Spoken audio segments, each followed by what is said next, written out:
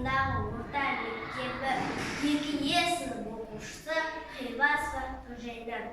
Абай Құнанбаев қыз, ақ киімді денелі, ақ сақалды, соқыр мылқау танымас тірі жанды, үсті-басы ақ қырау, түсі суық, басқан жері сықырлап келіп қалды.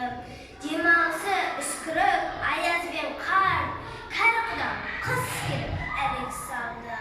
Ұшпадай бөркін киген оқшырайтып, аяз бен қызарып, ажарланды. Бұлттай қасы жауып екі көзін, басын сілксе қар жауып мазаңдалды. Борандай бұрқ сарқ етіп тұлданғанды, алты қанат ағылда үйші қалды. Әуес көріп жүгірген жас балалар, беті қолы домбығып ішік салды. Шидеммен тоң қабаттап киген малшы, бет қарауға шыдамай теріс айналды.